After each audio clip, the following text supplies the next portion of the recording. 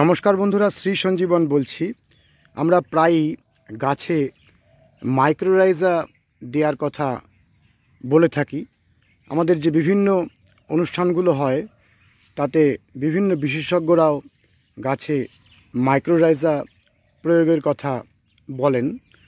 চলুন আজকে মাইক্রোরাইজা কি, আমরা কেন গাছে প্রয়োগ করার কথা বলছি, সেই নিয়েই আজকের ভিডিওটি। এখানে দেখুন যে বোগেনভিলিয়া গাছগুলো রয়েছে, এই গাছগুলোর রিপটিং করার পরে কি সুন্দরভাবে বাড়ছে। এই গাছে আমরা মাইক্রোরাইজা প্রয়োগ করব। প্রথমেই বন্ধুরা আমরা জানব যে মাইক্রোরাইজা কি। প্রথমেই বলি, মাইক্রোরাইজা কোনো গাছের যে আমরা সারগুলো প্রয়োগ করি সে অর্থে কোনো সার নয়, অথচ এটি মাটিতে থাকলে গাছ যেমন তার অনেক খাদ্য উপাদান পাবে এবং তার সঙ্গে সঙ্গে গাছের সুন্দর বৃদ্ধি হবে, বিশেষত গাছের শিকড়ের অসাধারণ বৃদ্ধি হবে। তাহলে মাইক্রোরাইজা আসলে কি? মাইক্রোরাইজা হলো এক ধরনের ছত্রাক, যেটি প্রকৃতির মধ্যে এই যে বড় বড় গাছগুলো আপনারা দেখছেন, এই গাছগুলো এত বড় হয়েছে, আমরা তো কখনো এই গাছগুলোতে সার দিইনি। তাহলে কোন জাদু বলে এত বড় একটি বৃক্ষে এই গাছটি পরিণত হয়েছে? সেই জাদুটি হলো এই মাটির মধ্যে যে প্রচুর পরিমাণে মাইক্রোরাইজা রয়েছে, যারা এই মাটির মধ্যে যত রকমের খাদ্য সেটি গাছকে পৌঁছে দিচ্ছে। গাছের সঙ্গে এই ছত্রাকগুলোর এক অনবদ্য সম্পর্ক, সিম্বায়োটিক রিলেশন, অর্থাৎ একে অন্যের পরিপূরক। ছত্রাকগুলো গাছকে খাদ্য পৌঁছে দেয়, গাছেরাও মুখ ফিরায় না, গাছেরাও ওদের খাদ্য প্রদান করে। উভয়ে উভয়কে সাহায্য করে সুন্দরভাবে সহাবস্থান করে।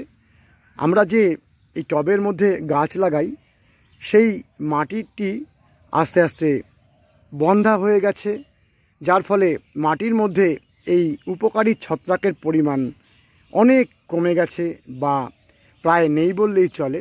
সেই জন্যই আমাদের এই প্রকৃতির মধ্যে থাকা এই ছত্রাকগুলোকে আলাদা করে দিতে হচ্ছে, যাতে মাটির মধ্যে যে আমরা বিভিন্ন রকম সার প্রয়োগ করি তার খুব সামান্য অংশই গাছ পায়।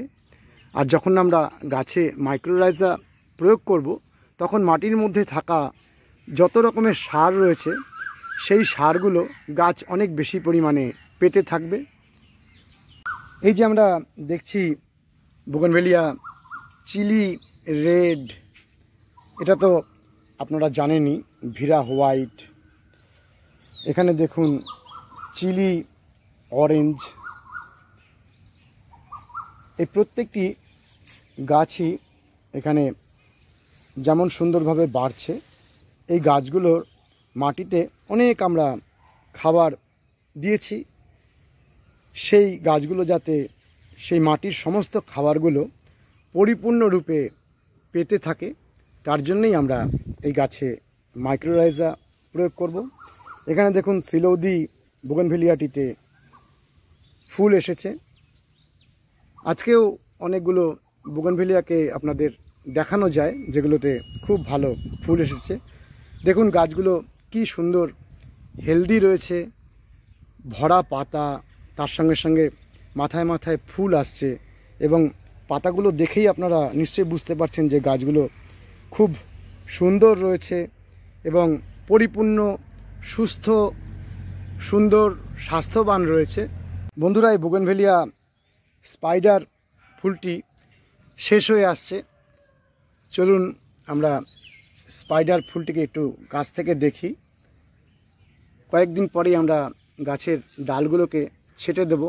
অনেক ফুল শেষ হয়ে গেছে। দেখুন এখানে এর বৃন্তের মরা বৃন্তগুলো দাঁড়িয়ে রয়েছে। আর এখানে আরও কিছু বোগেনভিলিয়াতে ফুল এসেছে। এটি স্প্লাসের ফুল। স্প্লাসে তো বারবার ফুল আসতে থাকে। আর এখানে একটা খুব সুন্দর ফুল এসেছে বোগেনভিলিয়াতে। দেখুন এই গাছটিতে কিভাবে ফুল এসেছে। আমরা আজকে যেহেতু মাইক্রোরাইজা নিয়ে অনুষ্ঠান করছি, সেই জন্য আর এ নিয়ে বেশি সময় ব্যয় করব না। সকালবেলাতেই আমরা আমাদের বাগানের সামনে আমাদের খুব ঘনিষ্ঠ দুই স্যারকে পেয়ে গেছি, বিধানচন্দ্র কৃষি বিশ্ববিদ্যালয়ের দুজন অধ্যাপক এবং আমাদের খুব ভালো বন্ধু এবং দাদা। স্যার, আপনার নামটা? দিব্যেন্দু স্যার, দিব্যেন্দু মাইতি, অলোক বিশ্বাস। আপনারা ইউনিভার্সিটিতে দীর্ঘদিন তো এই মোহনপুর কৃষি বিশ্ববিদ্যালয়ে ছিলেন। কোন ডিপার্টমেন্টে ছিলেন? আমি অ্যাগ্রোনমি ডিপার্টমেন্টে। অ্যাগ্রোনমি। আর স্যার ছিলেন কোথায়? কীটপতঙ্গ ইয়েতে। সকালবেলায় বাজার করে ফিরলেন? হাঁটলাম প্লাস বাজার। হ্যাঁ, স্যারের সাথে আমারও 15 বছরের আগে থেকে আলাপ। ভালো থাকুন, সকালবেলা আপনাকে পেয়ে গেলাম। পরে আসবো। হ্যাঁ, পদ্মগুলো ভালো হচ্ছে, খুব সাদা পদ্মগুলো খুব বড় সাইজ হয়েছে, খুব সুন্দর। আর ওই হলুদ রঙের যে এটা দেখছি, ওর নামটা কি জানো? শালুক। হলুদ শালুক নিয়ে গিয়েছিলাম এখান থেকে, আজকে ফুটেছে, বেশ বড় সাইজের, দারুণ সুন্দর, খুব সুন্দর হয়েছে। আর স্যার, এই যে বলছিলেন এই নীল ফুলটা খুব সুন্দর, এটাও খুব, এটা এত সুন্দর হয়েছে, খুবই ভালো। হ্যাঁ, গেটের জন্য খুব ভালো। আর অনেকবার ফুল আসে। বেগুনিয়া ভেনেস্টারে যেমন বছরে একবার প্রচুর ফুল হয়, এটাতে বারে বারে প্রচুর ফুল আসে। খুব সুন্দর, হ্যাঁ, দেখতেও সুন্দর, কালারটাও খুব সুন্দর। প্রতিদিন সকালবেলায় এই মর্নিং ওয়াকে আপনাদের দেখা হয় আর দিনটা সুন্দর হয়ে যায়। বন্ধুরা, আমরা বিষয়ে ফিরে আসি। বিভিন্ন কোম্পানির মাইক্রোরাইজা বাজারে পাওয়া যায়। আপনারা যে কোনো মাইক্রোরাইজা বাজার থেকে সংগ্রহ করতে পারেন। আমরা এখানে এই ইকোম্যাক্স জি মাইক্রোরাইজাটি দিচ্ছি। আচ্ছা, বলার মধ্যে আমরা বলতে ভুলে গেলাম যে গাছেরা এদেরকে কি খাদ্য দেয়। গাছেরা এদেরকে দেয় কার্বোহাইড্রেট বা সুগার। গাছেদের এরা বিভিন্ন রকম মাটিতে জমে থাকা খাবারকে পৌঁছে দেয়। আর গাছেরা এদের দেয় চিনি, যেগুলো এই মাইক্রোরাইজাগুলোর বেঁচে থাকার জন্য জরুরি। উভয়কে বাঁচিয়ে রাখে এবং কিছু উপকারী ছত্রাক এই গাছটির শিকড়ের ভিতরেও প্রবেশ করে যায় এবং এগুলো সবভাবেই গাছকে উপকার করে। আমরা সাধারণত ছত্রাক শুনলেই যেন এরকমভাবে আটকে উঠি যে ছত্রাক হলো গাছের খুব একটি ক্ষতিকারক, তাকে মেরে ফেলতে হবে। কিন্তু আপনারা দেখুন, আজকে আমরা গাছে ছত্রাক দিচ্ছি, উপকারী ছত্রাক দিচ্ছি, যেটি গাছকে শুধু বাঁচিয়েই রাখবে না, এই মাটির চারিপাশে জমে থাকা খাবারগুলোকে গাছকে পৌঁছে দেবে। কীরকম দেখতে এই মাইক্রোরাইজাগুলো, চলুন আমরা একটু দেখি। এই দেখুন, একেবারে অনেকটাই সি উইডের মতো দেখতে, গোল কালো দানা, এগুলোই হলো সেই মাইক্রোরাইজা। এই মাইক্রোরাইজাগুলো আমরা গাছে কতটা পরিমাণে দেব এবং কি ধরনের ছত্রাক এর মধ্যে রয়েছে, চলুন সেটি আগে জেনে নিই। এই যে সারটি আমরা গাছে দিচ্ছি, তার মধ্যে রয়েছে ভেসিকুলার আরবাসকুলার মাইক্রোরাইজা, যাকে ভ্যাম বলা হয়, যার মধ্যে রয়েছে গ্লোমাস ও পিগাসপোরা প্রজাতির এন্ড্রো মাইক্রোরাইজার একটি মিশ্রণ। এই মাইক্রোরাইজাগুলো মিথজীবী হওয়ার কারণে ফসলের উপকারী ছত্রাক এবং গাছ এবং এই ছত্রাকগুলোর একটি অসাধারণ যৌথ বন্ধুত্বের মাধ্যমে মাটিকে উন্নত করবে, সয়েল স্ট্রাকচারকে উন্নত করবে, গাছের রুট সিস্টেমকে স্ট্রং করবে এবং এর যে ছত্রাকগুলো চারিদিকে ছড়িয়ে গিয়ে যে কলোনি তৈরি করবে, তার ফলে এই যে টবটির চারিপাশে যে মাটিটি রয়েছে, এইখানের যে সারগুলো রয়েছে সেটিও কিন্তু এই শিকড়ে পৌঁছে যাবে। চারিদিকে এই কলোনিগুলো, এই যেখানে এই গাছটির শিকড় নেই, সেই শিকড়ের অঞ্চলেও গাছের যে মাটিতে জমে থাকা খাবারগুলো সেটিকে পৌঁছে দিতে সাহায্য করবে। মাটির মধ্যে প্রকৃতিতে এই প্রচুর পরিমাণে এই মিথজীবী ছত্রাকগুলো থাকাতে এত বড় বড় গাছগুলো সুন্দরভাবে বেড়ে উঠছে। চারিদিক থেকে বিভিন্ন ছত্রাকেরা এই গাছটিকে খাদ্য সাপ্লাই করছে এবং গাছ ওদের সুগার বা কার্বোহাইড্রেট প্রদান করছে। আর এই মাটি যেখানে আমরা টবের গাছ করছি তার মধ্যে এই ছত্রাকগুলো অনেক কমে গেছে। আমরা তাদেরকে প্রচুর পরিমাণে উপর থেকে দিয়ে আবার প্রকৃতির মধ্যে গাছগুলো যেভাবে সহাবস্থান করে বাড়তে থাকে সেই প্রাকৃতিক অবস্থাটি আবার আমরা ফিরিয়ে দিচ্ছি। এই যে মাইক্রোরাইজারটি আপনারা দেখছেন এটির দাম 395 টাকা। এটি অনলাইন অফলাইন সবভাবেই আপনারা কিনতে পারেন এবং বিভিন্ন কোম্পানির মাইক্রোরাইজার রয়েছে। আপনারা আপনাদের পছন্দের যে কোনো কোম্পানির মাইক্রোরাইজার কিনে নেবেন। এবারে আমরা জানবো যে আমরা এরকম একটি টবের ক্ষেত্রে কতটুকু মাইক্রোরাইজার প্রয়োগ করব। দেখুন এখানে এই যে বড় গাছটি রয়েছে বা এই রকম যে একটি নতুন লাগানো গাছ রয়েছে, এই 10 ইঞ্চি ফ্ল্যাট টবটির মধ্যে আমরা যদি হাফ চামচ এখান থেকে মাইক্রোরাইজার দিই তাতেই কিন্তু যথেষ্ট। এই হাফ চামচ মাইক্রোরাইজারকে আমরা টবের চারিদিক বরাবর এইভাবে ঘুরিয়ে ঘুরিয়ে দিয়ে দেব। দিয়ে দেওয়ার পরে আমরা এই মাটিটিকে খুঁড়ে দেব। খুঁড়ে দিয়ে এই মাটির মধ্যে এই উপকারী ছত্রাকগুলোকে প্রবেশ করিয়ে দেব এবং তারপরে গাছে জল দেব। এবারে আপনাদের যেটি জানতে হবে, মাইক্রোরাইজার আপনারা যখন গাছে প্রয়োগ করবেন তার আগে এবং পরে যেন কোনো রাসায়নিক সার গাছে দেবেন না। যদি রাসায়নিক সার দেন তাহলে মাইক্রোরাইজার বৃদ্ধিতে ব্যাঘাত সৃষ্টি হবে। সেজন্য কখনোই এই মাটিতে মাইক্রোরাইজার প্রয়োগ করার আগে এবং পরে কোনো রকম রাসায়নিক সার প্রয়োগ করবেন না। আপনারা যে কোনো গোবর সার জাতীয় যে জৈব সার সেটি আগে পরে দিতে পারেন, কিন্তু অবশ্যই কোনো রাসায়নিক সার প্রয়োগ করবেন না।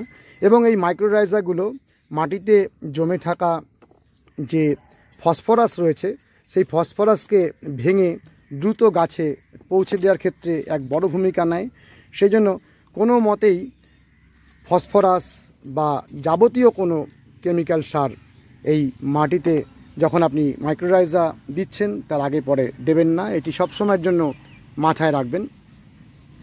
আমরা মাইক্রোরাইজার প্রয়োগ করেছি, এবারে গাছগুলোতে জল দেব যাতে এই মাইক্রোরাইজারটি মাটির মধ্যে দ্রুত অনেক পরিমাণে মাল্টিপল করে বাড়তে থাকে। আর এই যে গাছগুলোর মধ্যে যে মাইক্রোরাইজারগুলো আমরা প্রয়োগ করছি এই গাছ থাকাতে গাছের শিকড়ের সাথে এই ছত্রাকগুলো এক বন্ধুত্বপূর্ণ সম্পর্ক তৈরি করবে। সেই জন্য যদি আপনার টবের মধ্যে গাছ না থাকে সেখানে যদি আপনি মাইক্রোরাইজার প্রয়োগ করেন সেই মাইক্রোরাইজার ঘুমন্ত অবস্থায় থাকবে।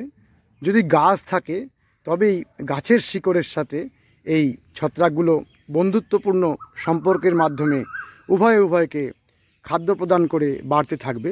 সেই জন্য যে কোনো গাছ রয়েছে এরকম টবে আপনি মাইক্রোরাইজার দিতে পারেন। মাটি তৈরির ক্ষেত্রে মাইক্রোরাইজার দিলে সেটি ঘুমন্ত অবস্থায় পড়ে থাকবে। আমরা তখনই মাইক্রোরাইজার দিই যখন গাছটিকে আমরা চাইছি যে দ্রুত এর শিকড়ের বৃদ্ধি হোক, গাছটি সুন্দরভাবে বাড়তে থাকুক, মাটিতে জমে থাকা যাবতীয় খাদ্য গাছটি পেতে থাকুক, সেই উদ্দেশ্য নিয়ে আমরা গাছে মাইক্রোরাইজার প্রয়োগ করি। তাহলে বন্ধুরা আমরা জেনে গেলাম মাইক্রোরাইজার কিভাবে দেব এবং মাইক্রোরাইজার কেন দেব।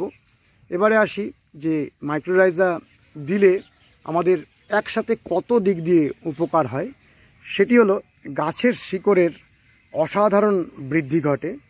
গাছ তার শিকড়কে টবের চারিদিকে যে ফিডার রুটগুলো রয়েছে, এই টবের উপরের দিকে যে ফিডার রুটগুলো থাকে সেই ফিডার রুটগুলো গাছকে খাবার পৌঁছে দেয়।